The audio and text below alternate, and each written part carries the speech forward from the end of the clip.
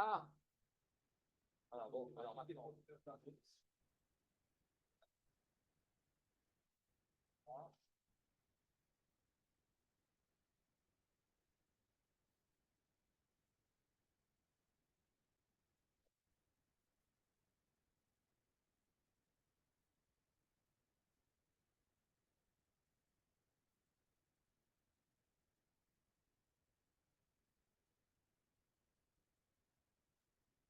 il faut lever quelque chose. Donc, cliquons dessus, cliquons pour qu'il soit en bas. Voilà, le truc qui est là.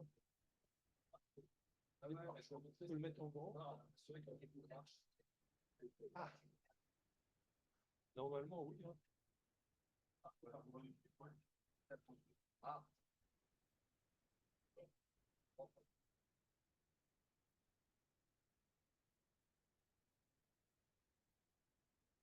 voilà. Et ça, c'est laisse. Et puis, comme ça, c'est là.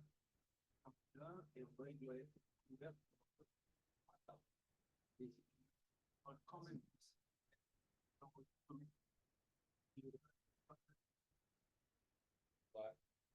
Ouais. Ah oui, bah, l'enlever comme ça. Hop, le mettre en bas. Ça, c'est le film, il faut le mettre en bas, je pense. En zoom, quand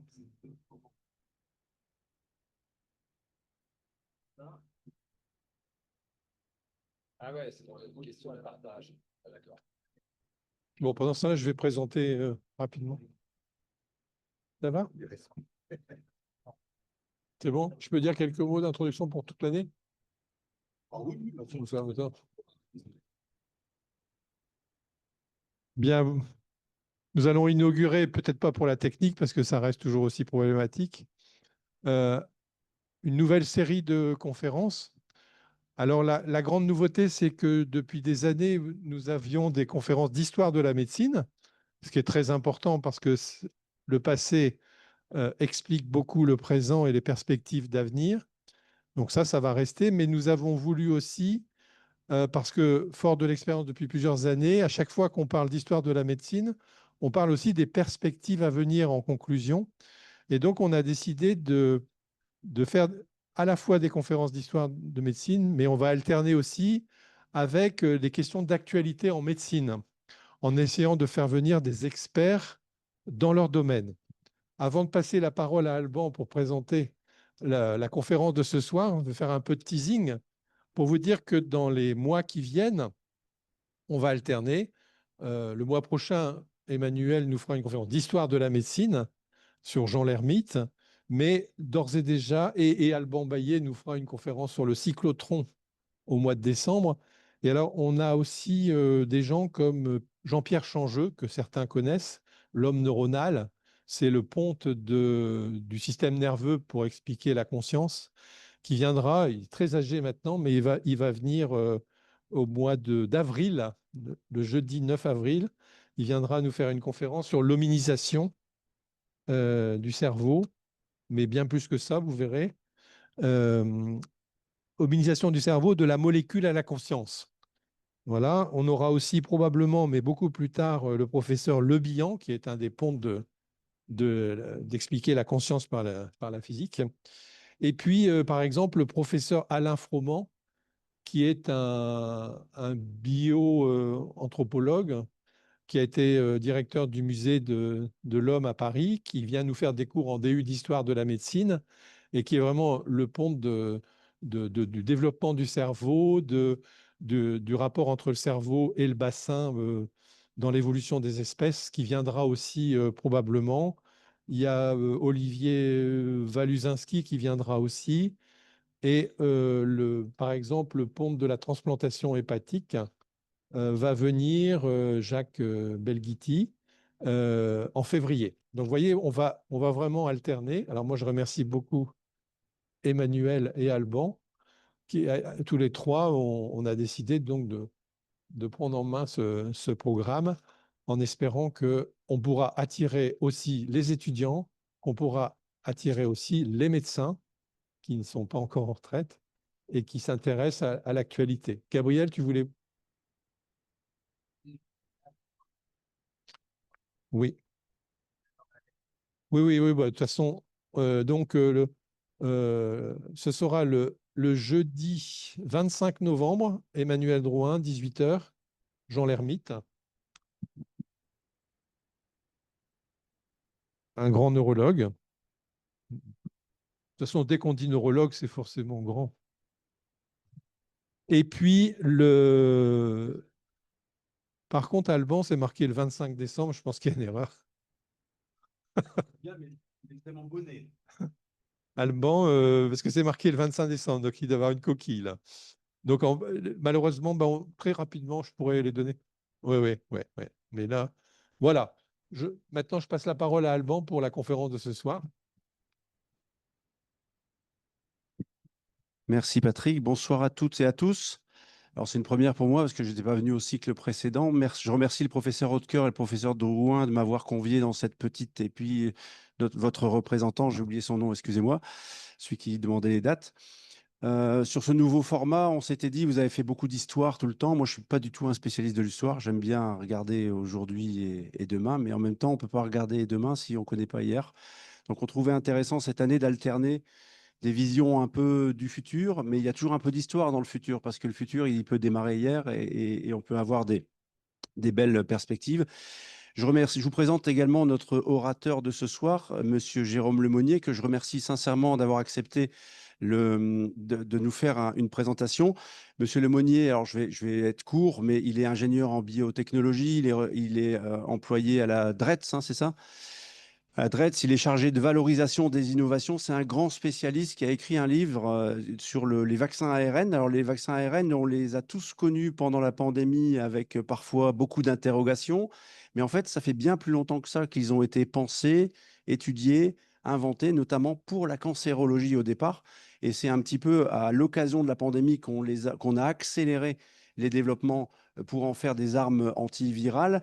Mais justement, il va vous raconter cette histoire-là. Alors, je fais un peu sa pub. Moi, nous, on ne touche rien, mais quand même, c'est pour valoriser son travail. Il a sorti un livre très intéressant, Le Marathon du Messager, qui est en fait l'histoire des vaccins ARN. Pourquoi, en programmant un ARN messager, on peut lutter contre une cellule tumorale, contre un virus, contre une bactérie. C'est un champ majeur d'exploration. Il y a aussi beaucoup de Français dedans. Donc, lui, il connaît très bien cette histoire et on trouvait intéressant, quelques années après cette pandémie, de vous refaire un peu cette histoire récente et de dresser les perspectives que ça va présenter en dehors du champ viral, mais surtout en cancérologie. Donc, je le remercie sincèrement d'avoir accepté cette invitation et je lui laisse la parole. Donc, je vous propose de l'écouter et puis peut-être qu'à la fin, il y aura un petit temps d'échange. Merci en tout cas pour votre présence. À tous, vous m'entendez? Oui? Bon, alors, merci d'être venu. Merci à tous. Euh,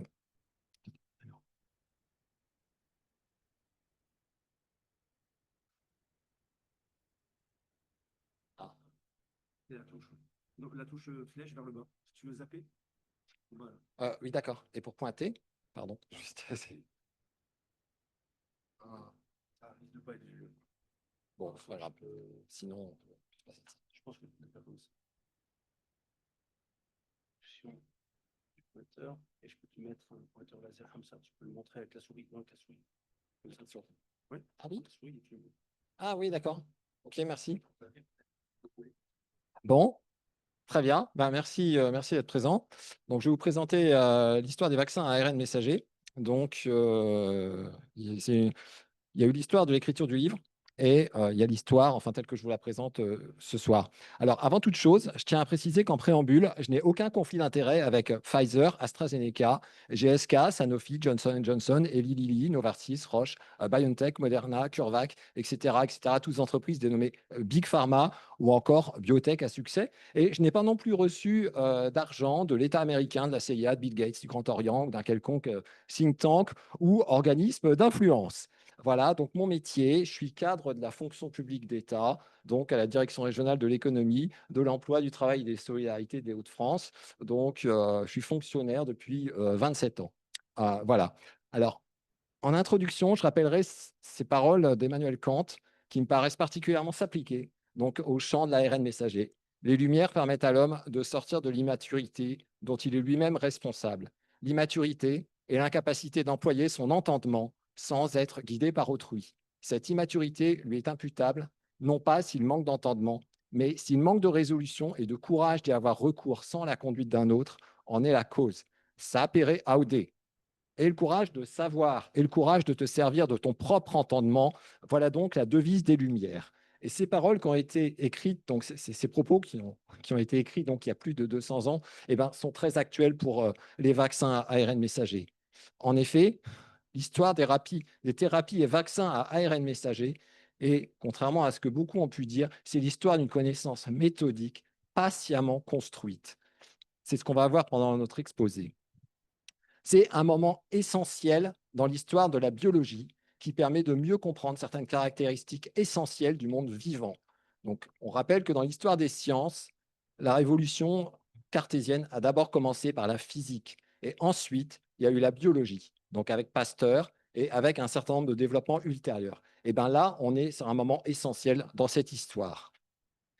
Et en outre, c'est une œuvre inclusive, comme c'est l'être la recherche scientifique, comme c'est l'être finalement, c'est ce que voulaient les philosophes des Lumières. Ça s'adresse à tout le monde, sans discrimination d'aucune sorte, quelle que soit son origine, quel que soit son sexe, quel que soit son âge, quel que soit son milieu social. Chacun peut y participer librement. Alors d'abord, il faut commencer par décrire ce que c'est que l'ARN. Qu'est-ce que l'ARN? Eh bien, l'ARN, en fait, c'est une molécule donc, qui est issue de l'ADN. Donc l'ADN, on sait que c'est ce qui se trouve au cœur de notre patrimoine génétique. Et c'est une molécule, en fait, qui sert de support à la transmission de l'information génétique. Excusez-moi. Donc d'abord, il y a l'ADN. Ensuite, il y a dans le noyau cellulaire, donc, il y a un processus qui fait intervenir différentes enzymes, qui est assez complexe et qui permet la transcription. Donc, ce qui s'appelle la transcription. On obtient un ARN pré-messager, donc qui est épicé, c'est-à-dire que toutes les parties ne seront pas traduites. C'est-à-dire qu'il y aura des parties qui vont être éliminées. Donc, c'est ça qui va faire en sorte que tout l'ADN de votre cellule est pareil, mais qu'une cellule du cuir chevelu, eh ben, ça ne donnera pas d'insuline, ça donnera de la kératine, et c'est ça qui permettra à votre cheveu de pousser, sachant que la kératine, comme l'insuline, sont des protéines. Donc après, l'ARN messager sort du noyau, donc il y a une coiffe et une queue poly-A qui sont adjointes à cette molécule. Ensuite, donc ça passe dans une petite structure cellulaire donc composée d'ARN et de protéines, donc qui s'appelle un ribosome, et par traduction, donc on obtient ainsi une protéine.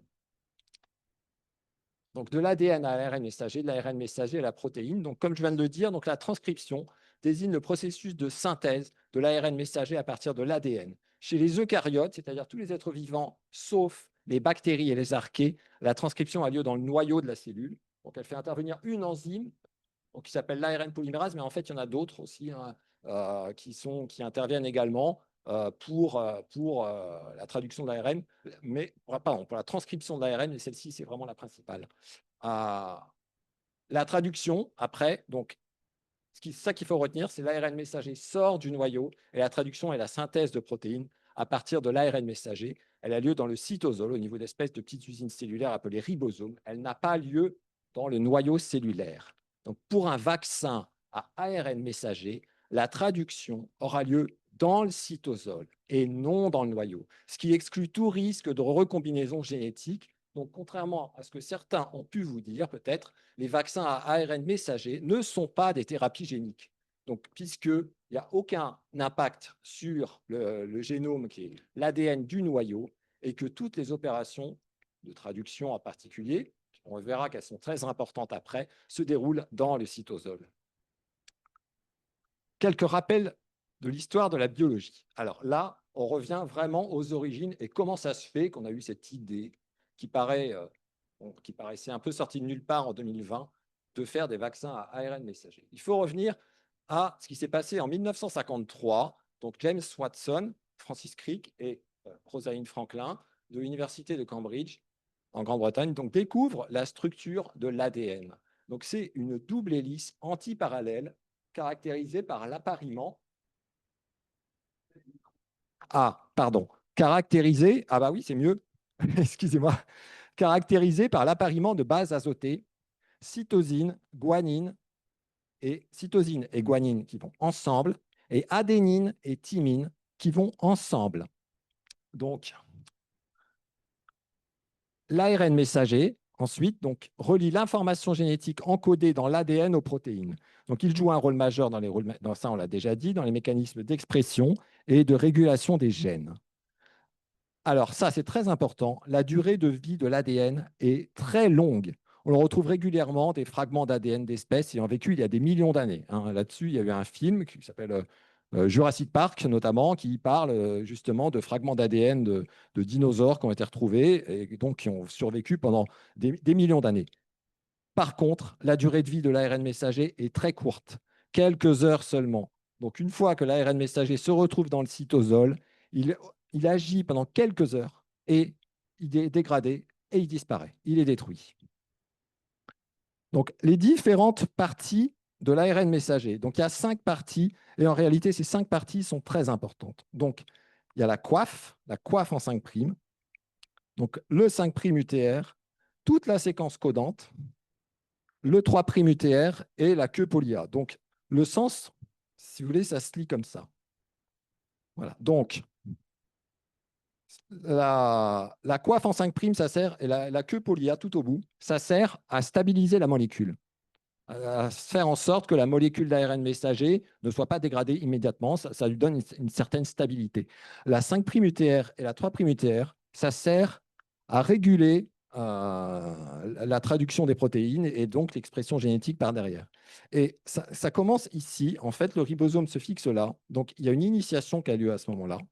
Et ensuite, donc, cette séquence codante, c'est celle qui va être finalement, qui va donner la protéine. Donc, elle va être, après avoir été traduite, il va y avoir un certain nombre de petites modifications post-traductionnelles, mais c'est ça qui importe.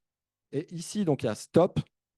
Et après, il y a encore, ceci dit, il y a encore des parties de l'ARN qui sont en réalité importantes, parce que, notamment, elles peuvent réguler la vitesse de traduction. Donc, l'ARN comprend 5 parties. Donc, ça, c'est ce que je viens de préciser. Donc, la deuxième et la quatrième partie régulent la traduction des protéines. Donc, ici, on voit très bien. Alors, ça, c'est à Steve Pascolo, donc, qui est un des chercheurs avec qui j'ai collaboré pour écrire le marathon du messager. On voit très bien, en fait, on peut faire un parallèle vraiment avec une recette de cuisine. Donc, ce tableau-là, il est très intéressant. Donc, finalement, parce que l'ADN peut être comparé à un livre de recettes, n'est-ce pas? Ensuite, donc, l'ARN polymérase, ici, représente la photocopieuse. Donc, l'ARN messager, c'est la photocopie du livre de recettes.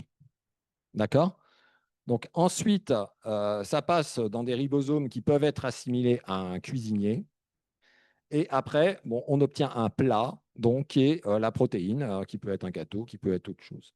Voilà. Il est plus facile de réaliser une photocopie vaccin ARN messager donc, de n'importe quelle recette plutôt que de confectionner un gâteau vaccin protéique, surtout si on doit faire une tarte aux fraises alors qu'on a l'expertise pour les profiteroles. Donc ça, c'est ça montre que en fait, l'ARN messager, on voit le caractère versatile et adaptable. Voilà, c'est-à-dire qu'on n'est pas obligé de faire un produit précis, on peut faire une photocopie. Et on voit que ça, c'est quelque chose qui sera très important. Ce caractère adaptable et flexible et versatile, c'est quelque chose qui jouera un rôle très important dans la mise au point des vaccins à ARN messager. Une œuvre collective. Donc, aux origines, de 1953 à 1961. Donc, on revient un peu avant 1961, et 1961 est en fait une date très importante. Donc, en 1957, Francis Crick, donc, qui est un des découvreurs de l'ADN, n'envisageait pas encore l'existence de l'ARN messager lorsqu'il évoquait la synthèse des protéines. La manière exacte dont se faisait la transmission de l'information génétique n'était pas encore bien comprise. Donc, pour ça, je me réfère en particulier à un article de Matthew Cobb, donc absolument excellent, qui s'appelle Comment s'est passé, enfin, la découverte de l'ARN messager et qui décrit à peu près les événements de ces années-là. Donc en 1959, Jacques Monod et François Jacob postulèrent l'existence d'un messager cytoplasmique à courte durée de vie. Le rôle de l'ARN messager fut précisément compris par Crick Brenner et Jacob au printemps 1960. Et le 13 mai 1961, qui est une date très importante, donc paraissent dans la revue Nature 2 articles faisant état de la découverte de l'ARN messager, fruit de 2 types d'expériences différentes ayant abouti aux mêmes conclusions. Et c'est un bel exemple de recherche universelle, en fait, parce qu'il y a des Français, il y a des Américains, il y a des Anglais. Donc Jacob est français, Gros est français. Donc après, il y a Brenner qui est un grand biologiste américain, Watson est anglais, voilà, Kurland, Gilbert, voilà. Donc, et en fait, donc, euh, les deux donc, ont eu la gloire en fait, de cette découverte de l'ARN messager. Mais il n'y a eu que 2 prix Nobel, donc Jacques Monod et François Jacob, qui reçoivent le prix Nobel en 1965 pour la découverte de l'ARN messager. Il y a eu un 3e lauréat qui s'appelait André Lvoff, mais qui concernait autre chose, puisque lui il s'est intéressé aux phages, ce qui n'avait rien à voir. Ici, donc, on a François Gros vers 1960 et François Jacob, voilà, qui était à l'Institut Pasteur, donc à Paris.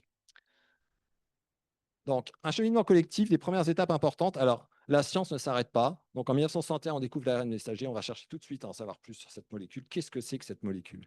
Donc, dans les années 70, la déconnaissance de la structure de l'ARN messager fait des progrès absolument significatifs. Donc, les différentes parties de l'ARN messager sont découvertes pendant ces années-là.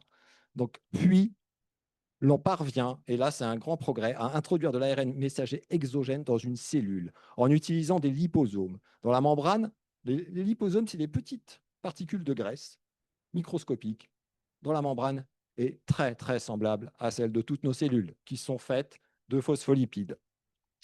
Donc 3 étapes de recherche méritent d'être signalées, donc, ce qui montre que les recherches sur le sujet sont anciennes.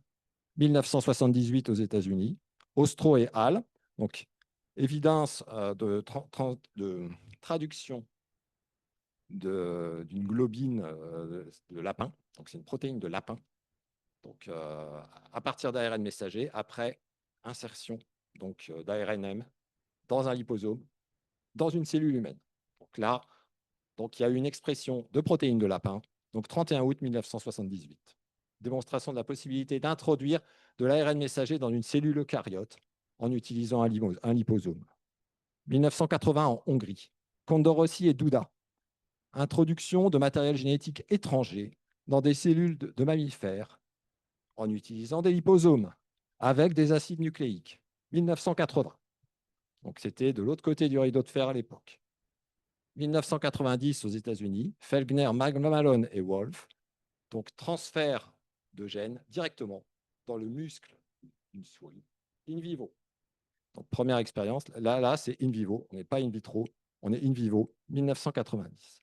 Alors, méfiez-vous des apparences parce que Katalin Karikó, dont on va reparler après, et qui a joué un rôle très très important, était en 1980 au centre de recherche biologique de Szeged avec Condorossi et Duda. Elle a travaillé avec eux, mais elle en a très peu parlé. Par contre, Robert Malone, qui s'est fait remarquer ces dernières années pour ses prises de position anti-vax, a quant à lui beaucoup parlé du rôle qu'il avait joué avec Felgner et Wolf. Mais en réalité, ce rôle fut mineur, parce que Malone était à ce moment-là en thèse, et c'est le professeur Philippe Felgner qui conduisait complètement les travaux, qui avait eu l'idée d'introduire donc de l'ADN dans un liposome pour voir si ça pouvait rentrer dans une cellule en 87, et donc Malone travailla sous ses instructions.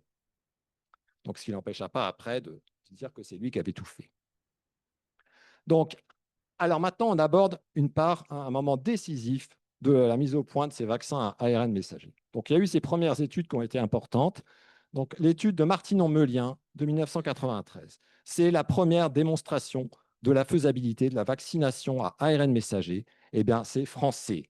C'était conduit par une équipe de l'hôpital Cochin, dirigée par Pierre Meulien. Ça s'appelle induction de lymphocytes T cytotoxiques spécifiques à un virus donné. Donc ici, c'est l'influenza, in vivo, donc, et grâce à de l'ARN messager encapsulé dans un liposome. Donc l'abstract, donc et le résumé de l'article, il précise notamment l'induction in vivo de lymphocytes T cytotoxiques antigrippaux par immunisation de souris avec des liposomes contenant de l'ARN messager codant pour la nucléoprotéine NP du virus de la grippe est décrite. Les lymphocytes T cytotoxiques obtenus étaient identiques à ceux obtenus in vivo avec le virus infectieux en termes de spécificité. La pertinence de ces résultats dans le contexte du développement d'un vaccin est discutée. Donc ça, c'est absolument essentiel et on est en 1993. On retrouve beaucoup d'éléments du futur vaccin anti-Covid. D'abord, on est clairement dans une perspective de vaccination contre une maladie infectieuse. Deuxièmement, importance accordée à la réponse immunitaire spécifique obtenue. C'est ça qu'on va chercher à mesurer. De plus, comme pour le vaccin anti-Covid, utilisation d'un ARN messager encapsulé dans une nanoparticule lipidique.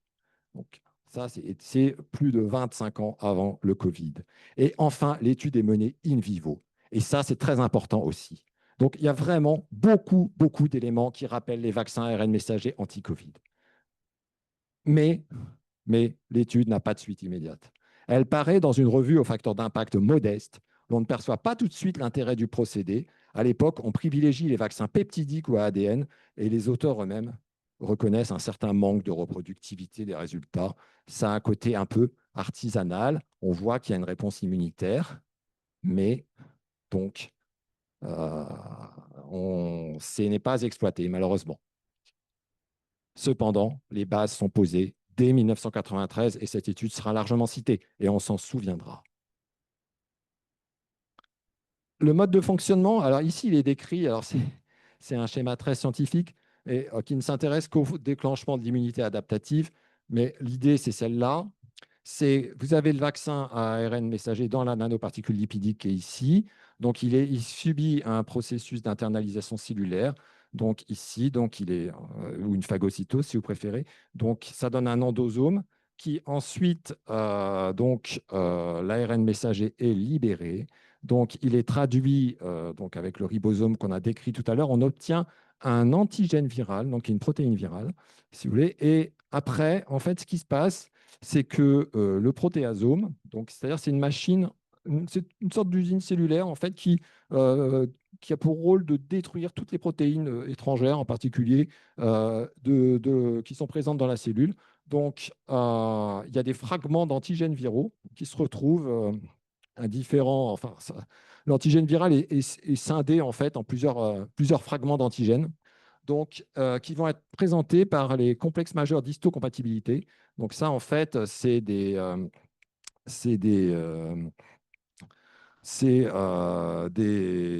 structures qui jouent un rôle très important dans l'immunité adaptative et donc qui vont permettre, en fait, c'est ça qui va permettre le déclenchement de l'immunité adaptative. Ces CMH se retrouvent, donc là, on est dans une cellule dendritique, hein, donc c'est vraiment une cellule qui avale, en fait, les virus et qui ensuite,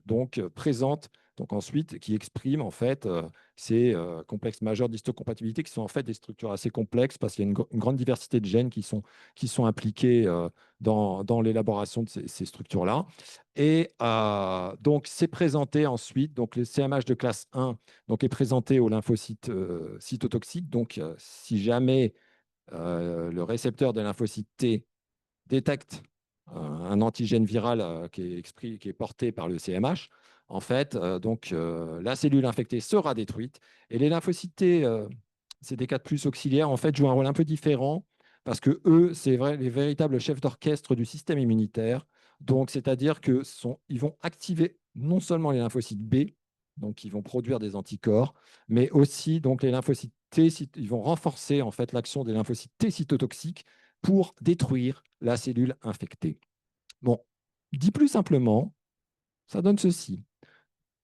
Pour le cas du vaccin anti-Covid. Donc, l'ARN messager est fabriqué en laboratoire. Bon, OK, il est injecté dans le corps de la personne à vacciner. Voilà, l'ARN donne l'ordre à la cellule. Donc là, on retrouve la partie traduction que j'ai décrite de manière un peu compliquée tout à l'heure. Donc, la protéine spike est fabriquée, elles sortent de la cellule et ensuite, elles sont détectées par le système immunitaire et les lymphocytes se mettent en action. Donc, les lymphocytes B créent des anticorps spécifiques contre la protéine du Covid et les lymphocytes T détruisent les cellules infectées. Alors, autre étape très importante, en fait, qui va jouer un rôle aussi. Alors là, on passe à la fin des années 90. Donc, la première biotech spécialisée dans l'ARN messager est fondée en 2000 en Allemagne, à Tübingen. Donc, elle s'appelle CureVac. Objectif, recherche de vaccins à ARN messager anti-cancer. Ses fondateurs s'appellent Hans-Georg Ramsay, qui est professeur d'immunologie à l'université de Tübingen, Günther Jung, Ingmar Heur, Steve Pascolo et Florian van der Mulb. Donc 4 Allemands et un Français. Et ce qui est intéressant de voir, c'est qu'au départ, c'est vraiment une spin-off de l'université. Ça vient de l'université. Il s'agit d'explorer une idée originale de Hans-Georg Ramsay, formulée dès 1996. Pourquoi ne pas injecter l'ARN messager nu au lieu de le faire in vitro? Ce qui avait été le cas lors de nombreuses expériences précédentes. Donc là-dessus, il y a 2 dates importantes. Donc en 2001, première production d'ARN messager en grade GMP, en grade pharma. Donc c'est la première fois qu'on sait en produire. Cette fois-ci, on va pouvoir faire de l'ARN messager en conditions pharmaceutiques. Et ça, c'est très, très important. Parce que les guidelines de la production pharmaceutique, ça fait des centaines de pages. Ça demande à être sans salle blanche, etc. Il faut des protocoles. Enfin, c'est d'un point de vue homologation, c'est très compliqué. Et là, en 2001, donc, on a cette production en grade GMP. Donc, il a fallu écrire et décrire comment on faisait. Et ça, ce n'était pas simple. 2003, travaux avec l'Institut Pasteur et l'INSERM. Et un brevet est déposé, qui est un brevet qui est important et qui, pour moi, a un peu déterminé l'écriture du bouquin. Si vous voulez, je répondrai un peu aux questions plus tard là-dessus. Préparation immunogène et vaccins à base d'ARN. L'histoire des vaccins à ARN messager s'étale donc sur du temps long. 10 ans après Martinon-Meulien, on retrouve donc l'idée de vaccins à base d'ARN messager. Belle illustration de l'importance du transfert de la recherche académique. La recherche fondamentale a vocation à changer le monde. Alors là, j'ai mis, on voit, j'espère que ça va marcher. Comment? Ah merde. Non. Voilà. Il y a une petite vidéo YouTube. Ça doit être là. Non. Non, ça doit être là. Voilà. Donc là, c'est Hans-Georg Der Ramsay. Tübinger Wissenschaftler Hans-Georg Rammensee hat für seine Forschung in der Attendez, Immunologie attendez. die Hop, on va essayer de mettre les Friedrich-List-Medaille. sous-titres en anglais. Paramètres, sous-titres, options. Oula, zut.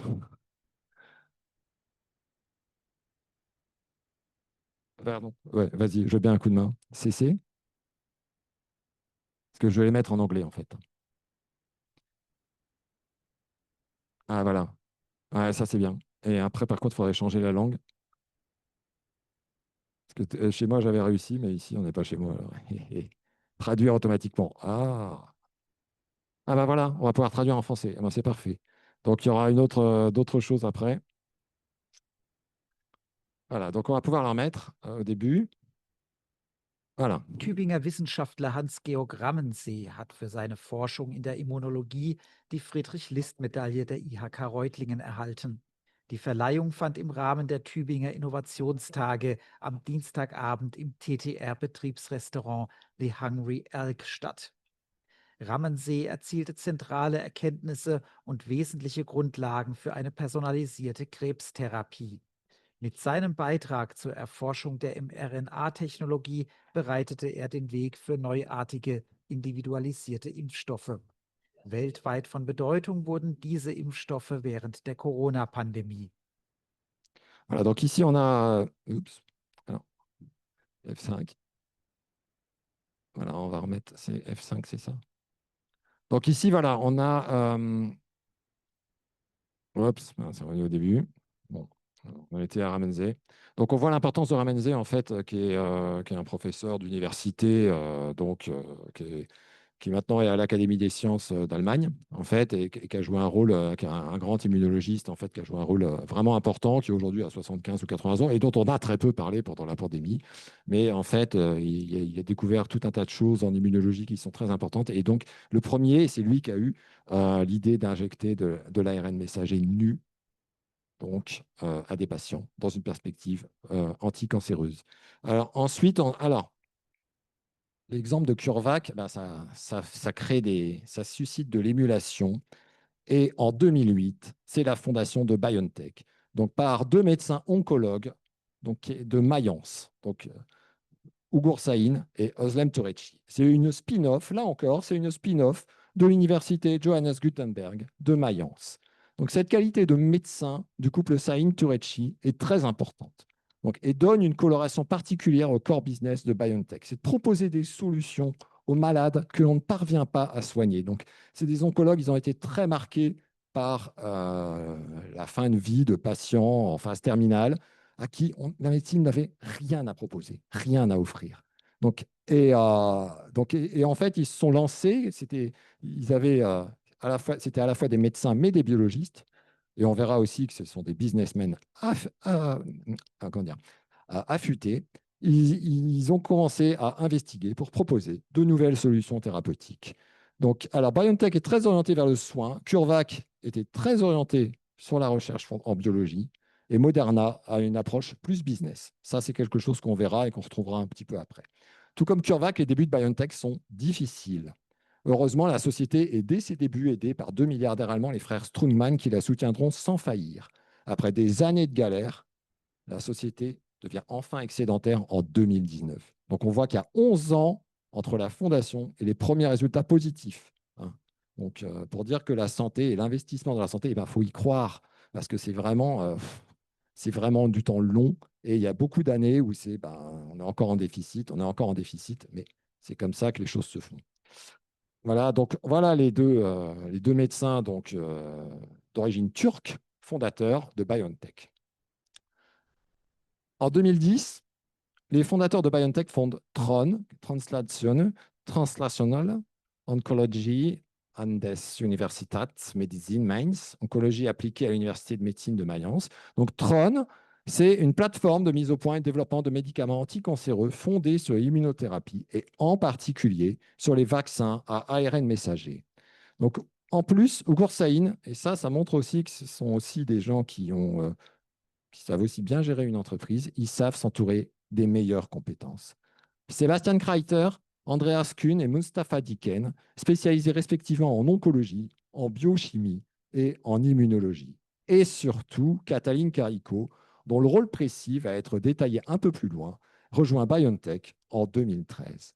Sur l'ARN messager, les spécialistes s'accordent à reconnaître que BioNTech dispose aujourd'hui de la meilleure expertise du monde. BioNTech a apporté des améliorations essentielles au développement des thérapies et vaccins à ARN messager, en apportant notamment des progrès dans le séquençage et la stabilité de l'ARN messager. Donc, on allait chercher, lorsqu'on a fait de l'ARN messager en synthèse, en laboratoire, si vous voulez, à stabiliser vraiment.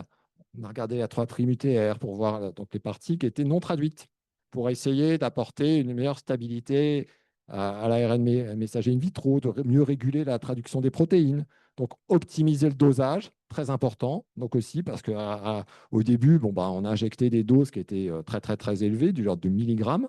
Donc, et peu à peu, voire même du gramme, et peu à peu, ça va diminuer donc, pour atteindre le même effet thérapeutique. Donc, ensuite, ils ont étudié soigneusement aussi le site d'injection et le mode d'administration pour garantir le meilleur effet thérapeutique. Et donc, ça, on retrouve un peu de ça, en fait, dans l'article très célèbre de Sahin Karikó-Türeci de 2014, donc mRNA-based therapeutics, developing a new class of drugs, donc thérapie à base d'ARN messager, développement d'une nouvelle classe de médicaments, paru dans Nature en 2014. Et ça comprend, entre autres, une étude précise des modes d'administration et des effets thérapeutiques induits. Alors, il faut parler un peu, alors j'en parle un peu moins, du développement de Moderna aux États-Unis. Parce que pendant 15 ans, les Américains ne s'étaient pas trop intéressés aux vaccins à ARN messager. Il faut attendre les années 2010, donc au moment où on commence quand même à parler davantage de ces thérapies, pour que revienne l'intérêt outre-Atlantique pour l'ARN messager. Katalin Karikó, il faut le savoir, avait été placardisé à l'Université de Pennsylvanie. Ses responsables trouvaient que ses recherches sur le sujet n'avaient aucun intérêt.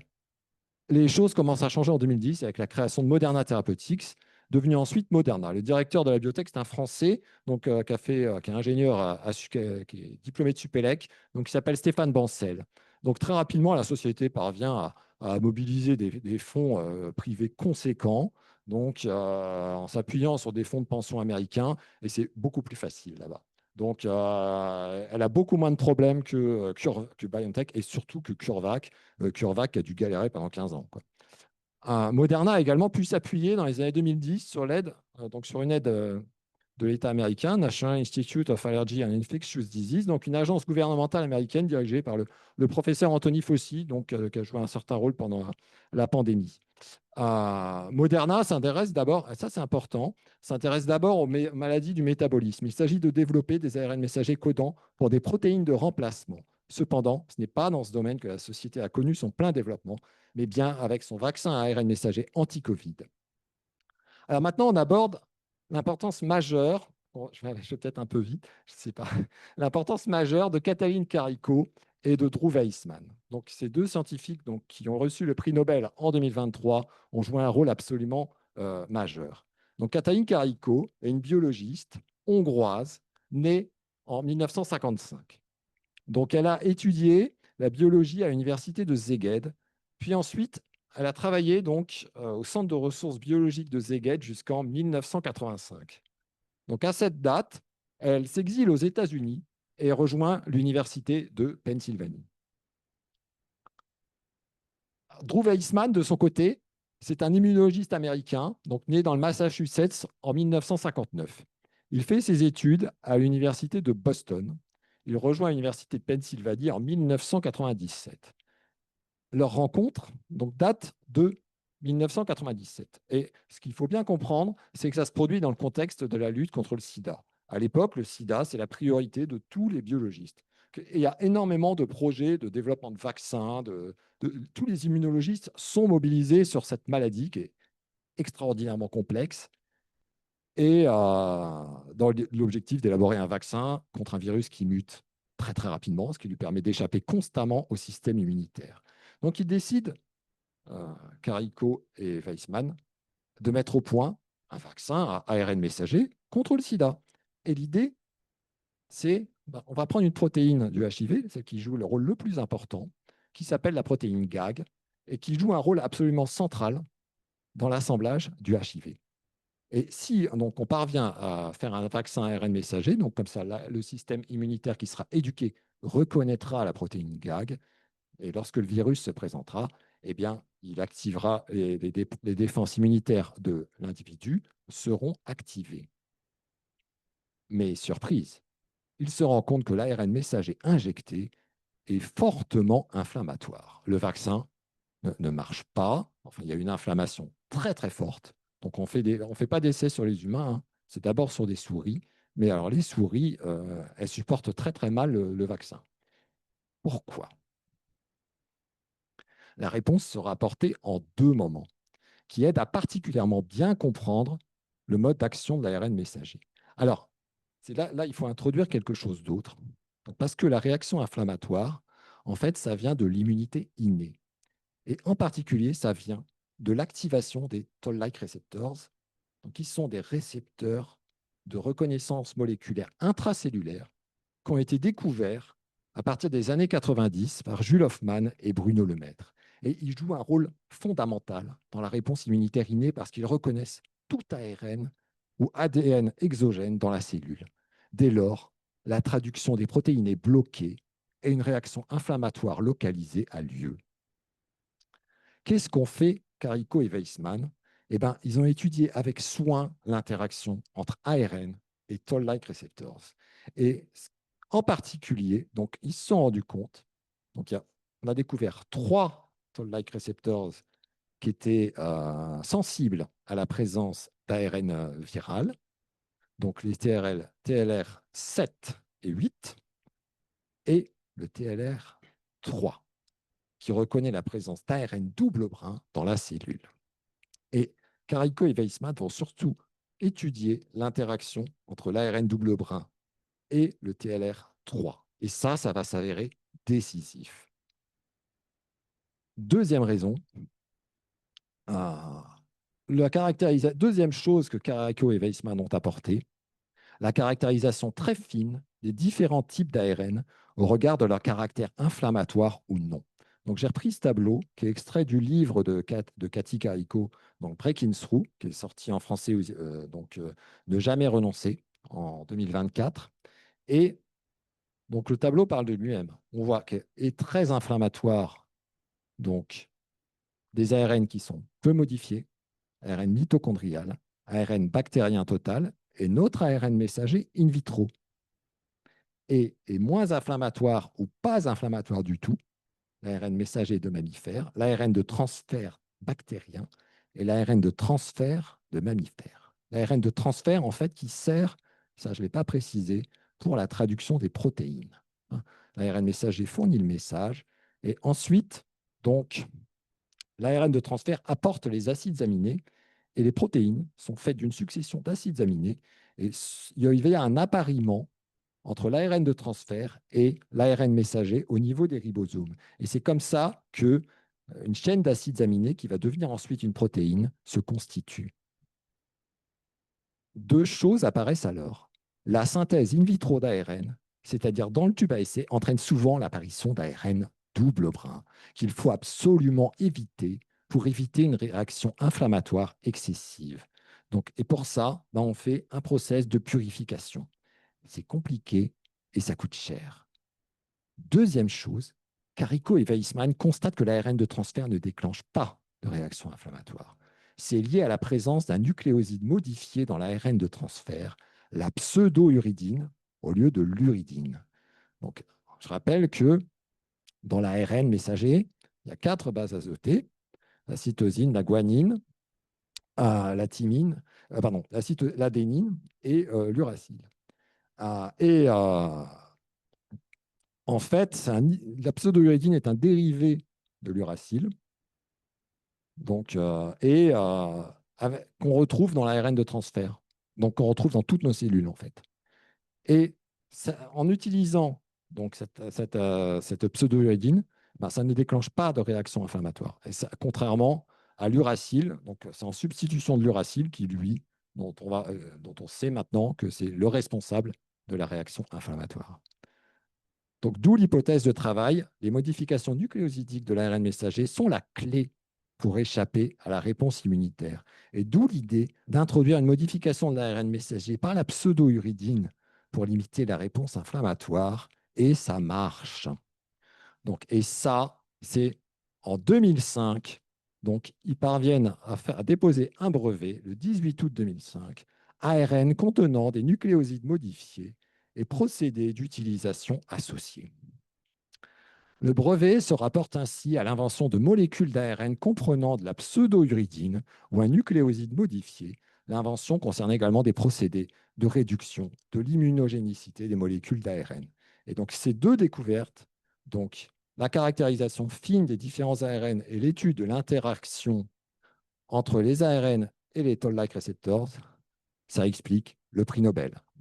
Parce que c'est un apport majeur.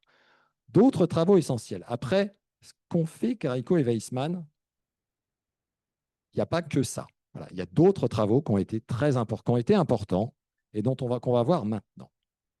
D'abord, il faut bien paramétrer la traduction. Je l'ai évoqué tout à l'heure. Il faut protéger l'ARN messager de la dégradation, bien paramétrer le séquençage pour éviter une traduction trop rapide et l'apparition de protéines mal configurées.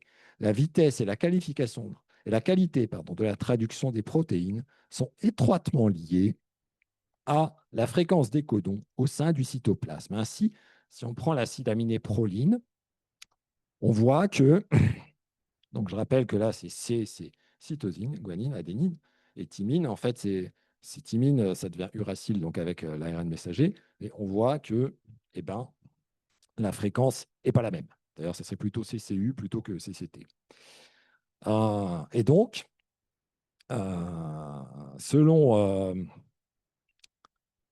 donc, lors de la traduction, la transmission de l'information génétique de l'ARN messager à la protéine est d'autant plus rapide que le codon est fréquent. Ainsi, si la protéine en question contient l'acide aminé proline, la traduction intervient plus rapidement si le codon correspondant est CCG.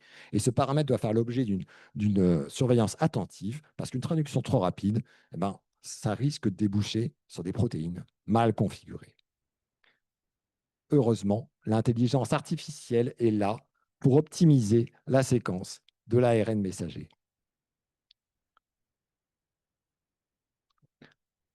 Deuxième travaux essentiels, deuxième parmi il y en a quatre, hein, quatre choses essentielles. Donc, assurer une bonne stabilité de l'ARN messager. Et là, c'est aussi une innovation importante. Donc, pour protéger l'ARN messager de la dégradation, il est nécessaire d'ajouter un cap à l'extrémité 5' de l'ARN messager. On l'a vu, c'était la petite partie qui était en jaune, donc dans le schéma qui était 20 diapos avant. Souvent, cela se fait en même temps que la transcription, mais cela peut se faire après. Pour ce faire, on utilise le plus souvent un composé qui imite de façon optimale la coiffe en 5'. C'est le CleanCap qui a été mis au point par la société américaine TreeLink.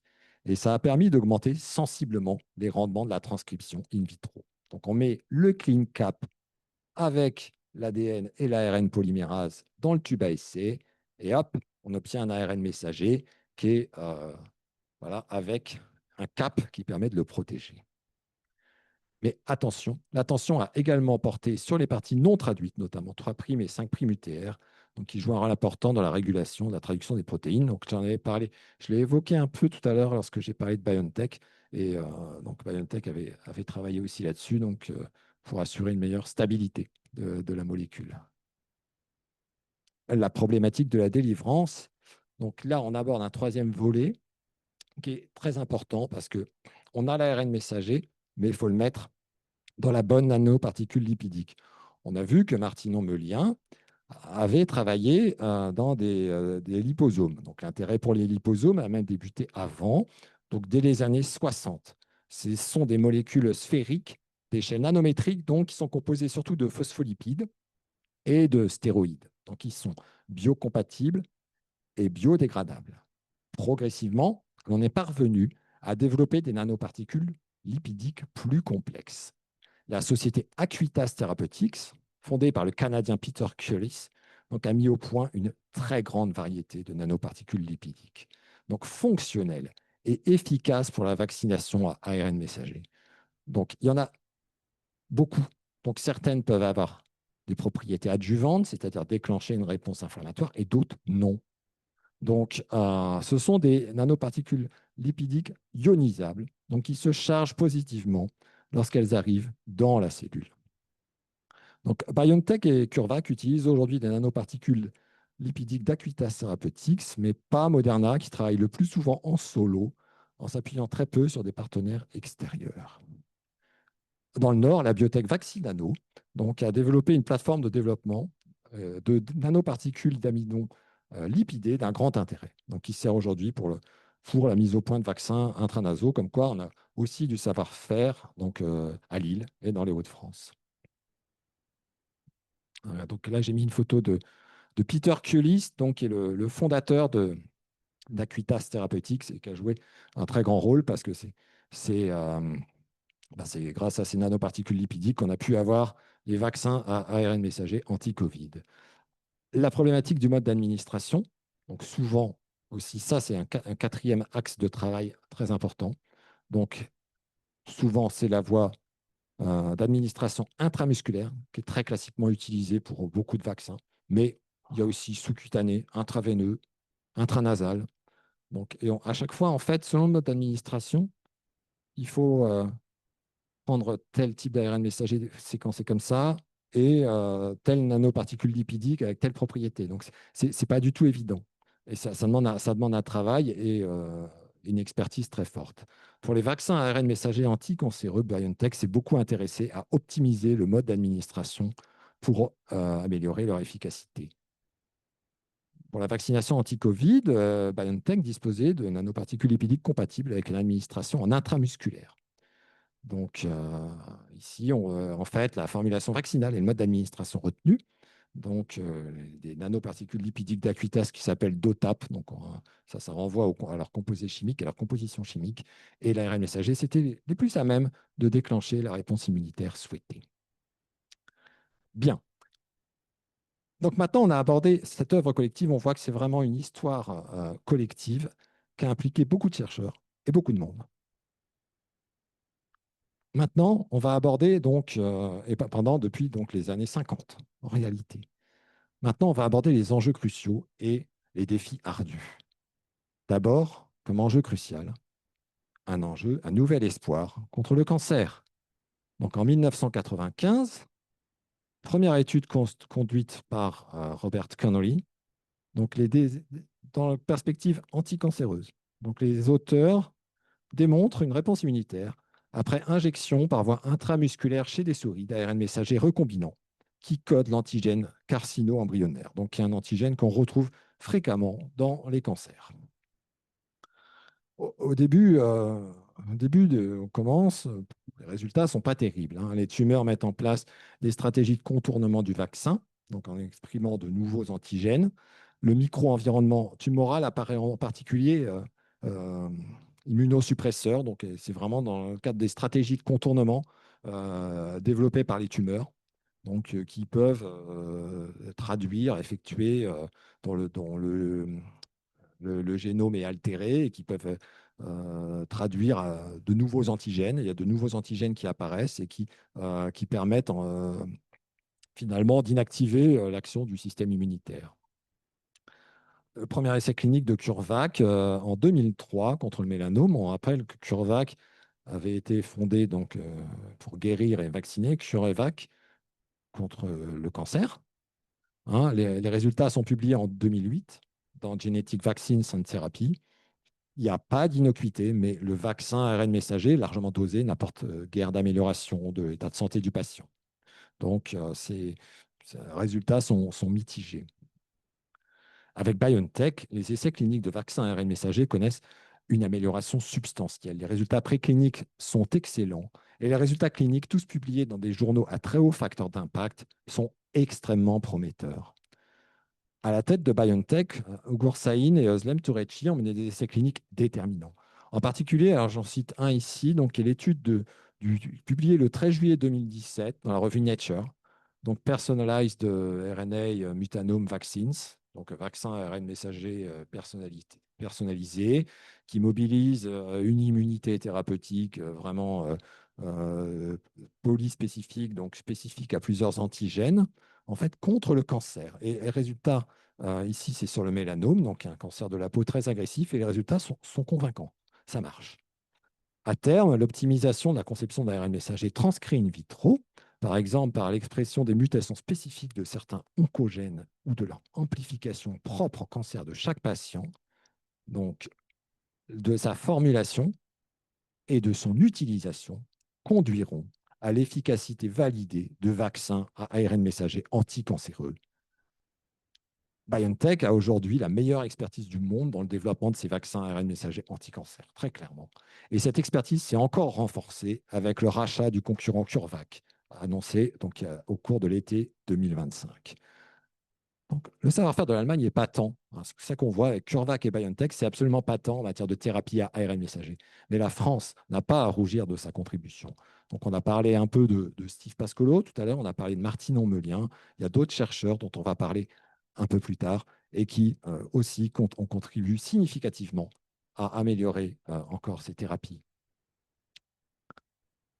Là, voilà, on a un exemple ici qui a été annoncé, la qualité de l'image est mauvaise, mais un vaccin antitumoral personnalisé dans le cancer du pancréas, donc qui, alors là, je ne sais même pas si on est en phase 2 ou en phase 3, pour être honnête, mais dans la moitié, ça a été testé sur 16 patients, et dans la moitié des cas, on dit qu'il faut bientôt que je finisse, eh ben, il y a une résection totale, une disparition totale de la tumeur.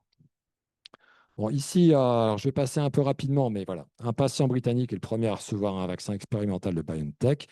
Et BioNTech prévoit de lancer un premier traitement anti-cancer en 2026. Voilà. Donc, c'est l'année prochaine, ça arrive. Donc, de nouvelles pistes. Alors, ça, c'est aussi. Bon, alors, je vais passer un peu vite là-dessus. Donc, parce que les vaccins ARN messager ne ciblent pas seulement les antigènes tumoraux, mais également des petites molécules qui sont exprimées lors de la réaction immunitaire, des cytokines, des anticorps monoclonaux, donc qui sont déjà utilisés pour soigner des lymphomes, par exemple.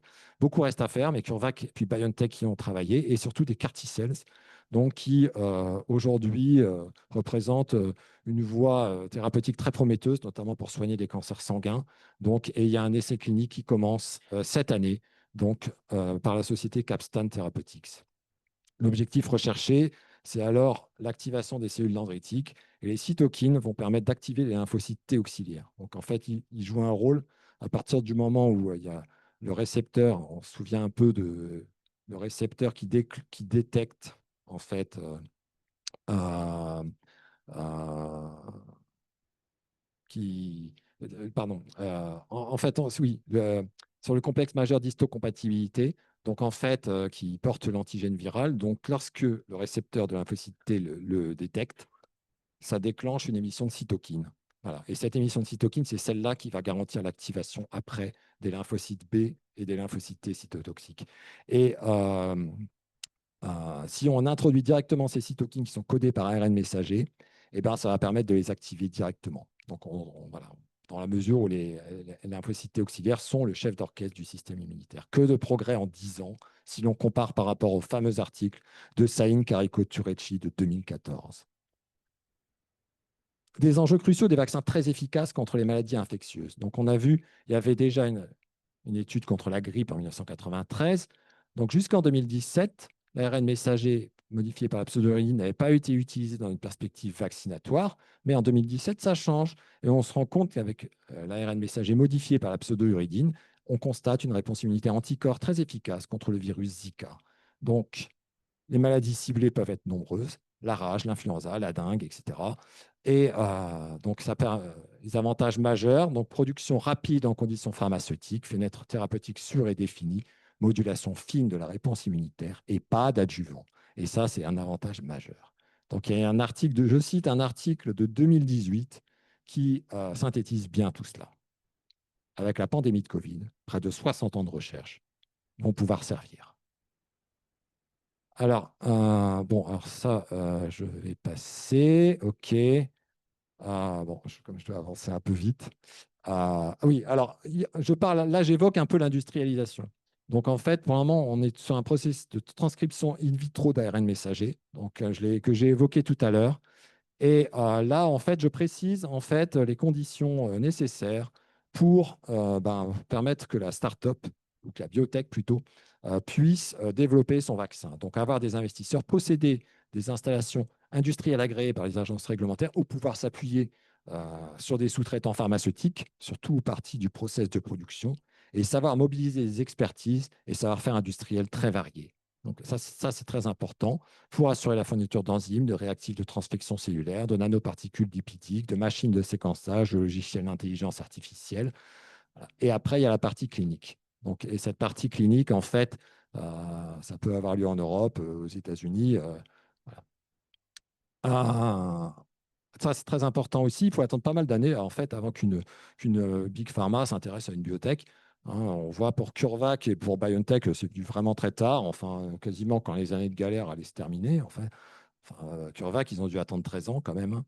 Et pour les vaccins ARN messager anti-Covid, donc, on voit que BioNTech choisit de s'associer avec Pfizer. Au printemps 2020, BioNTech ne possédait pas du tout les installations industrielles pour produire des vaccins en gros volume, comme c'était réclamé à cause de la pandémie. Donc, les Big Pharma sont frileuses et pas très innovantes. Les vaccins ARN messagers ne sont donc pas l'œuvre des Big Pharma. Donc ici, alors voilà, quand même, il y a un moment important qui a joué un rôle important dans le développement à l'échelle industrielle des vaccins ARN messagers, c'est la Warp Speed, donc qui a été lancée en avril 2020 par Donald Trump. Donc je vais vous faire grâce. Oui, alors ça c'est important, montant reçu par BioNTech associé avec Pfizer, 0 €. Alors qu'il y a eu tout un tas de fabricants de vaccins, dont GSK, Sanofi et Moderna, qui ont reçu jusqu'à 11 milliards de dollars, qui se sont partagés un gâteau de 11 milliards de dollars. Et BioNTech et Pfizer ont reçu 0 $. Donc là, j'avais mis Donald Trump qui fait un bilan positif donc, de l'opération Warp Speed le 26 août 2025. Donc il y avait une vidéo, mais je comprends que je suis peut-être un peu pressé par le temps. Et il me reste encore 2-3 petites choses à dire. Donc, je ferai grâce de la vidéo de Donald Trump. Bon, ici, vous avez un tableau qui compare les essais cliniques réalisés dans le cadre de la pandémie de vaccins Comirnaty et Spikevax, donc de BioNTech, Pfizer et Moderna. Donc, on voit que les essais cliniques sont étalés à partir de mars ou avril jusqu'en décembre et amènent un taux de protection de 95%. avec des effets. Alors voilà, ici, je donne un bilan. Excellent profil immunologique. Efficacité de la réponse anticorps, mais injection à répéter régulièrement cependant. Donc, on constate un défaut de mémoire immunitaire qui s'explique a priori par une réponse immunitaire adaptative médiée par interféron de type 1, somme toute plus limitée. Donc ça, c'est lié au fait que la réaction inflammatoire se traduit aussi par la production d'interférons de type 1. Et on sait que ces molécules, ce type, donc ce sont des petites molécules de signalisation, mais on sait que c'est impliqué dans le déclenchement de la réponse immunitaire adaptative. Et donc, là, en fait, il y en a moins. Et ce qui fait que c'est certainement ça qui explique un relatif défaut de mémoire immunitaire et des injections à répéter régulièrement. Des effets secondaires légers dans la quasi-totalité des cas et rendus sans doute encore plus légers du fait de l'utilisation de l'ARN messager modifié par Moderna et BioNTech parce qu'on a nettement diminué l'impact de la réaction inflammatoire. Bien sûr, aucune modification génétique et aucun cancer induit, mais bien plutôt 20 millions de vies sauvées pendant la pandémie. Et là, donc, c'est l'étude de Watson, qui est un peu connue et qui notamment décrit cela. Donc, après, donc on voit qu'il y a beaucoup de maladies infectieuses qui peuvent être traitées par ce type de vaccin, mais aussi des maladies génétiques, le diabète, des maladies métaboliques, des allergies. Donc ici, on a un exemple d'un bébé qui a été guéri grâce à un vaccin ARN messager, qui était atteint d'une maladie mitochondriale ultra rare et mortelle. Et le bébé répond bien au traitement, il est sauvé. Alors, parmi les défis majeurs, donc la lutte contre le complotisme anti-vax, parce que maintenant j'aborde la partie défi. Donc, il y a d'abord, depuis les origines, donc depuis la naissance de l'esprit scientifique, la science a cherché une explication rationnelle au phénomène de ce monde. Cet état d'esprit inspire également la médecine depuis le XIXe siècle, ainsi que l'a montré Maurice Tubiana dans son Histoire de la pensée médicale. Mais aujourd'hui, cette rationalité est souvent tenue incompatible avec la singularité d'expérience individuelle et comme étrangère aux fortes angoisses du monde contemporain. Et ça rend compte de l'essor du complotisme anti-vax, dont on sait que les réseaux sociaux facilitent grandement la diffusion. Donc là, je cite un article de Science Social Research donc, qui montre qu'ils ont un rôle dans la diffusion des fake news, plus facilement tweetées et likées. D'où le succès de Pierre Chaillot, Alexandra Orioncourt et Didier Raoult. Donc, ici, par la description que j'ai faite, j'ai donné une version documentée et apolitique de cette histoire, étayée par une méthode et une analyse objective des faits. Donc, une révolution médicale se trouve ainsi contestée par certains pour des raisons qui n'ont rien à voir avec la science. Il n'y a pas que la lutte contre le complotisme anti-vax. Il y a encore trois défis. Je vais essayer de finir vite. Il y a le coût des thérapies. Ça reste cher. Donc, en particulier, c'est les process brevetés. Et donc, il faut payer des royalties qui sont importantes. En plus, il y a les problèmes de supply chain.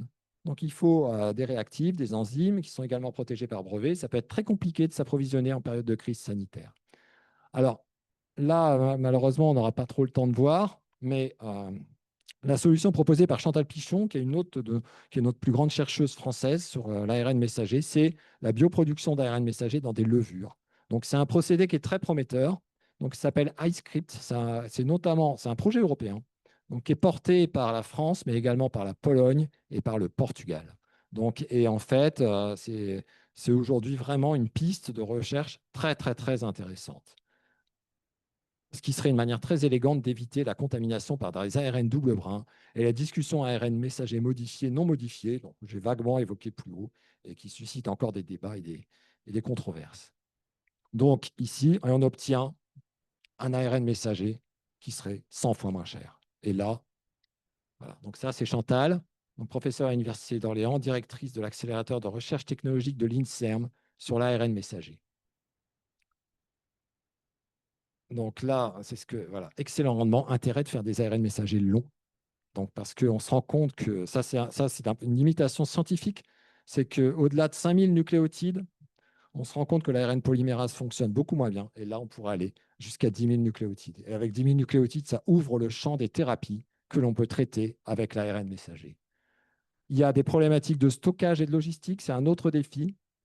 Donc les vaccins doivent être conservés à très basse température pour être efficaces. Donc cette contrainte pèse particulièrement sur les pays émergents, donc qui sont particulièrement concernés par la question du dernier kilomètre. Cette problématique est adressée aujourd'hui par BioNTech, qui vient d'inaugurer un site de production à Kigali, au Rwanda, mais également, alors, beaucoup plus près de chez nous, donc l'entreprise Unitaire Pharmaceuticals, qui, via son projet Euroject, adresse également cette problématique.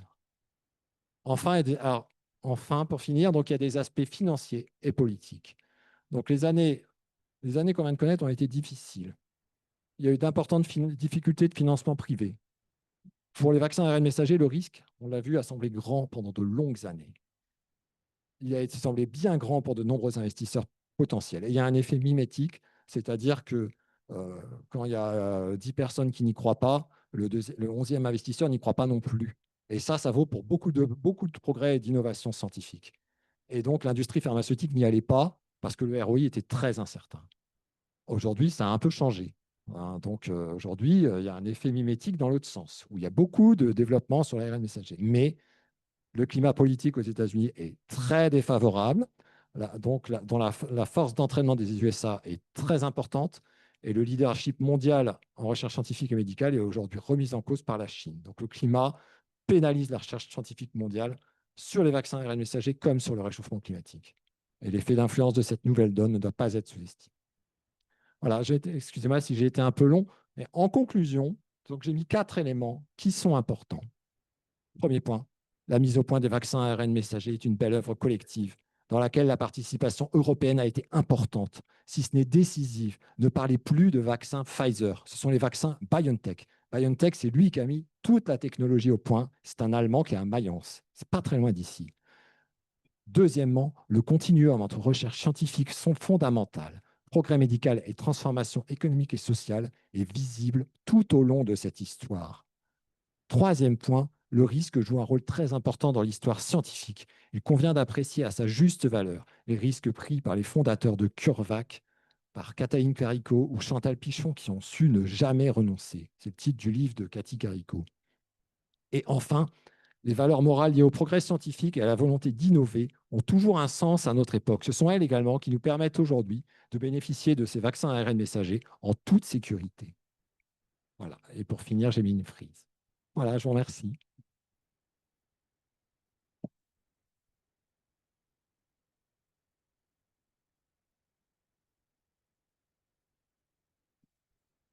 Merci à M. Lemonnier, merci d'avoir tenu et d'accélérer un peu à la fin parce qu'on s'était promis moins d'1 heure. Alors moi, je n'ai pas tout compris, pourtant j'ai bien tout écouté. Merci pour c'était très complet. J'essaierai de retenir 3-4 idées forces et peut-être qu'on peut échanger un peu avec la salle. J'ai compris que c'était totalement anodin parce que l'ARN messager rentrait à l'intérieur de la cellule, mais jamais dans le noyau. Donc ça, oubliez jamais ça. C'est pas parce que ça s'appelle, c'est presque ADN en termes d'acronyme, mais c'est bien quelque chose qui est transcrit dans le liquide cellulaire et qui ne touche jamais aux gènes. Donc, c'est absolument pas dangereux. Ça vit pas longtemps, il a dit, c'est ça qu'il faut retenir. Ça disparaît tout de suite, mais ça induit la protéine dont on veut, contre laquelle on veut se protéger. Première chose que je retiendrai. Deuxième chose, et tu l'as très bien expliqué, c'est que, en fait, là-dedans, les Français, ils ont beaucoup participé au départ et ça s'est traduit à un moment en milliards de dollars américains. Donc, gardons, si possible, notre recherche française. Je sais que c'est ton travail à l'adresse et parfois, on a des bons chercheurs. Ils n'ont pas forcément le financement et ça finit, comme il a pu le raconter, ailleurs. C'est très dommage. Ensuite, je retiendrai aussi que là, toutes ces 50 ans que tu nous as bien résumé dans le détail, même si je ne suis pas immunologue, j'ai retenu que ces 50 dernières années ont créé une boîte à outils. Vous avez compris que c'est une boîte à outils et qu'aujourd'hui, on peut écrire un vaccin contre tel cancer, contre le mélanome, contre une bactérie, demain peut-être le paludisme, la dengue, enfin tout ce qu'on nous annonçait comme quelque part des fléaux. On peut imaginer, rêver à ça. En tout cas, moi, j'en rêve et donc je pense qu'il ne faut pas arrêter de chercher. Et puis bien sûr, le cancer, donc, qui est un peu notre Graal et contre lequel il faut lutter. Et donc, demain, on parle beaucoup, vous verrez, dans l'avenir de médecine personnalisée. C'est-à-dire qu'avant, on traitait tous les malades avec la même chimiothérapie, la même radiothérapie. On ne faisait pas un traitement personnalisé. Ces outils-là, quand on les maîtrisera parfaitement à l'échelle de l'individu, là, on parle à l'échelle d'une bactérie ou d'un cancer au sens général, d'une protéine commune. Mais imaginez demain que vous puissiez avoir votre propre vaccin pour votre cancer parce qu'il aura tel gène ou telle protéine spécifique et qu'on pourrait en gros sublimer quelque part votre réaction immunitaire sur plusieurs antigènes de votre propre cancer. Je pense qu'il ne faut pas arrêter de penser que c'est possible parce que les outils sont là. Et merci Jérôme de nous l'avoir expliqué le plus complètement possible. Je pense qu'on peut peut-être faire, si vous avez encore un peu de temps, des questions parce que c'est lui le spécialiste et pas moi. Donc une question là, oui.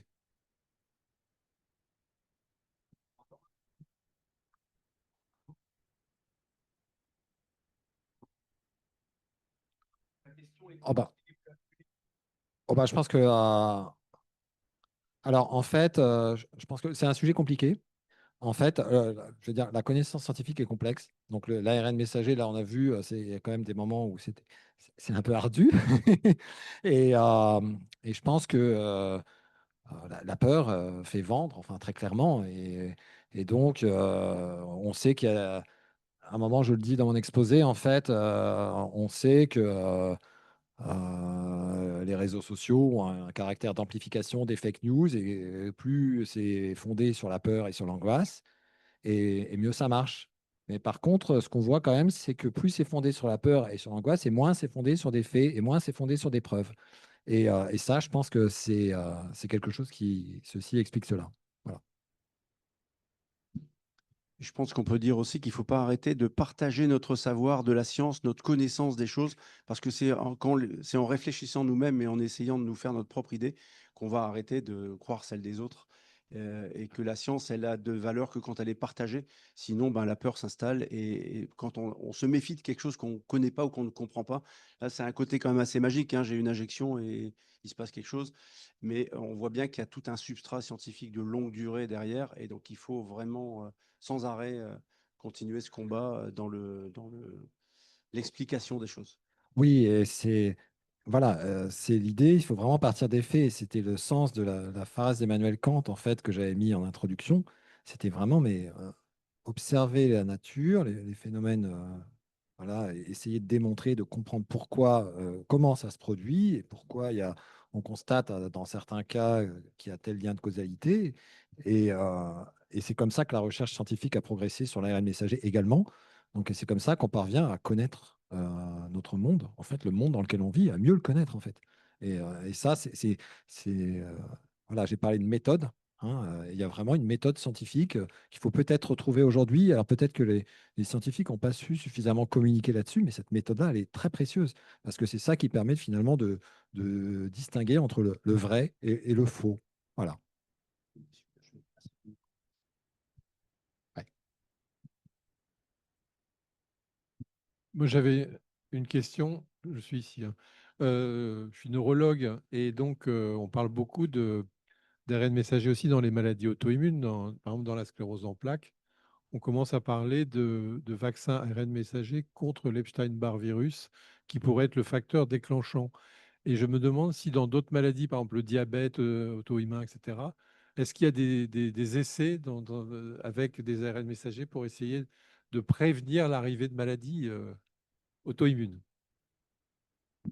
Oui, voilà. Alors, oui, sur le diabète, oui, clairement, oui. Parce que l'idée, c'est de produire de l'insuline et ça s'est fait en fait.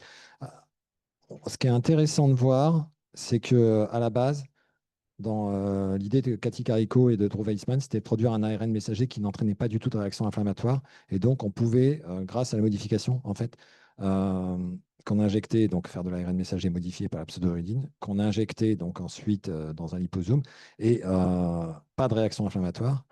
Et si ça code l'insuline, si on fait un ARN messager qui code l'insuline, en fait, on obtient, c'est susceptible de soigner le diabétique à condition de pouvoir respecter de répéter pardon, l'injection régulièrement. Voilà. Mais oui, en fait, ça a été sur le diabète, ça fait pas mal d'années en fait que c'est clairement c'est en cours. Voilà, je ne serais pas capable de. Aujourd'hui, ce qui focalise quand même surtout, ce qui focalise l'attention aujourd'hui, c'est le cancer, très clairement. C'est moins avancé. Bon, les essais sur les maladies du métabolisme sont clairement moins avancés aujourd'hui. Question. euh, Avec le Covid, on a vu l'innocuité des vaccins globalement, ARN Oui. messager. Est-ce que c'est la même chose pour les cancers aussi?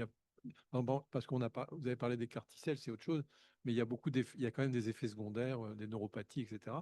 Eh, c'est la même innocuité dans le cancer que dans le Covid? Alors, en fait, sur le cancer, euh,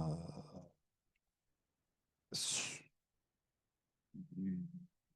je pense que le problème, ça a été surtout d'échappement des tumeurs à la réponse immunitaire, en fait. C'était pas trop la réponse inflammatoire. Oui, il y a pu y en avoir. Après, vous savez, il y a eu toute une controverse. Enfin, il y a eu des débats entre les tenants de l'ARN messager non modifié, donc CureVac, en fait.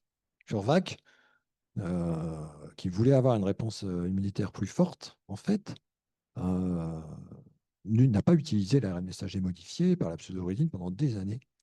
Donc, jusque très, très récemment. Je crois qu'ils ont acquis les droits. Enfin, maintenant, ça a été absorbé par BioNTech, donc la question ne se pose plus, mais en 2023 ou 2024. Et en fait, l'idée, ils étaient vraiment sur des thérapies anticancéreuses. Donc, et ces thérapies-là, en fait, pour soigner le cancer, il fallait beaucoup une réponse de lymphocyte T. Voilà. Et en réalité, avec l'ARN messager modifié, cette réponse apparaissait peut-être un peu moins forte. Voilà. Donc, voilà. Mais voilà. Et pour limiter, en fait, CureVac avait une autre solution. Donc, c'était on va supprimer les dimères-uracyles, enfin, les uracyles qui étaient présentes dans la molécule d'ARN messager. On va les remplacer par des cytosines ou des guanines qui sont beaucoup moins inflammatoires. Et on y va comme ça et on essaie de traiter le cancer comme ça, en fait. Euh, voilà. Mais il y a probablement eu des réponses inflammatoires, oui. Voilà.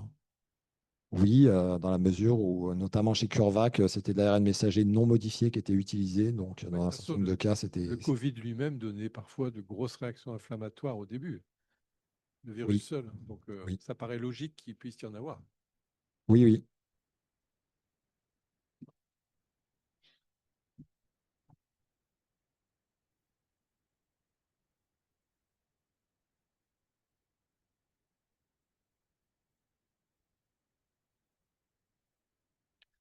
Alors, non, en réalité, non, parce que tous les deux utilisent de l'ARN messager modifié par la pseudo-uridine. Donc, pour la protéine ciblée est la même. Donc, c'est la protéine Spike. Ça, c'est pour le vaccin anti-Covid. Et,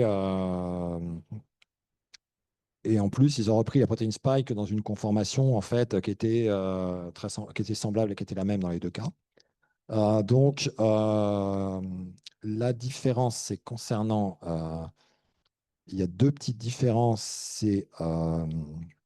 C'est concernant le cap. Parce que chez Moderna, c'était rajouté après. Donc, on a parlé du clean cap. Donc, chez Moderna, c'était rajouté après l'opération de transcription. Donc, on rajoute un cap après, selon un procédé que Moderna possède. Et alors que BioNTech, c'était pendant, en prenant le cap de Trilink, et on met le cap pendant dans le tube à essai en même temps que l'ADN et que l'ARN polymérase, en fait. Et ça, c'est la première différence. Et la deuxième différence, c'est certainement, je crois que c'est concernant la nanoparticule lipidique utilisée, parce que BioNTech s'est appuyé sur Acuitas et pas Moderna. Mais Moderna a toujours voulu jouer en solo. Moderna, BioNTech a un esprit plus coopératif, collaboratif. Moderna il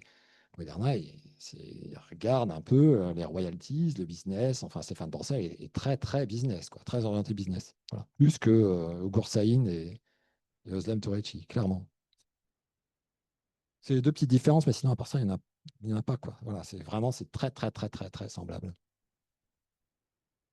Dernière question, hein, parce que Juste par rapport justement à cette vaccination qu'on nous encourage à renouveler évidemment chaque année maintenant. Bon, tout au début, on devait faire le vaccin tous les 3 mois, 6 mois. Vous disiez que c'était une immunité fort courte. Et en fait, moi, je m'interrogeais. Bon, moi, je fais le vaccin tous les ans et depuis, il est modifié en fonction de la modification du virus, si j'ai bien compris. Oui. Mais là, bon, il y a une première. Le virus est ressorti très fort cet été, ou en tout cas début septembre. Le vaccin apparaît là le 14 octobre. Il y a un décalage. Et donc, bon, je pense que c'est lié à la fabrication. Et deuxièmement, combien de temps est-on censé être immunisé? C'est ça que je n'arrive pas vraiment à comprendre. Alors, c'est une bonne question, en fait, parce que alors, je l'ai évoqué rapidement dans l'exposé, en fait.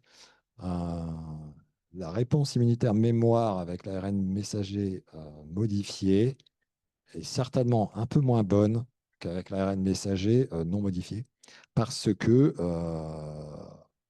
on privilégie en fait très clairement l'expression de la protéine spike et donc la réponse anticorps plutôt que la réponse lymphocyte T, la mémoire, qui ensuite est donc la mémoire immunitaire en fait, si vous voulez.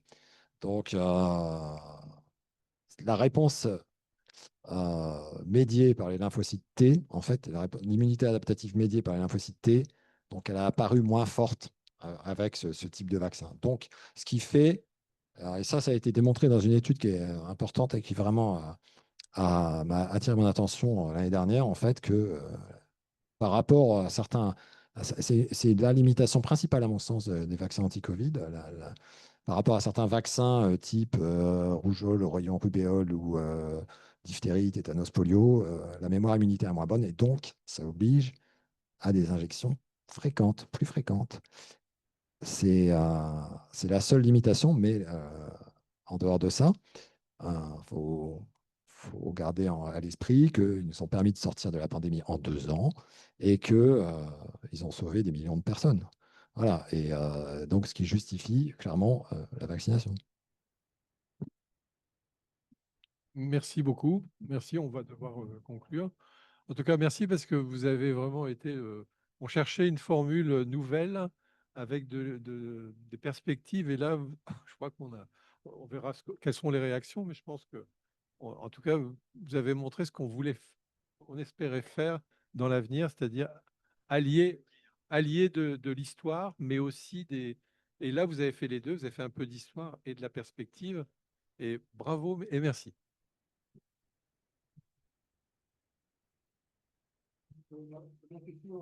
Non, Patrick qui prend en charge, qui prend en charge l'organisation des conférences entre guillemets histoire de la médecine. Pour celles ou ceux qui n'ont pas eu le ticket pour sortir de la faculté, vous m'en demandez. Deuxièmement, vous serez informé donc par entre guillemets ma lettre mensuelle des prochaines dates des conférences. Mais la date. Oui, mais la date. Non, tu avais dit le 25 et c'est un. Bon, c'est pas grave. On va vous la donner tout de suite. Et la troisième chose, ceux qui veulent, même s'ils ne se sont pas inscrits, peuvent nous rejoindre au restaurant La Sens. Les places sont réservées. Voilà. La date est le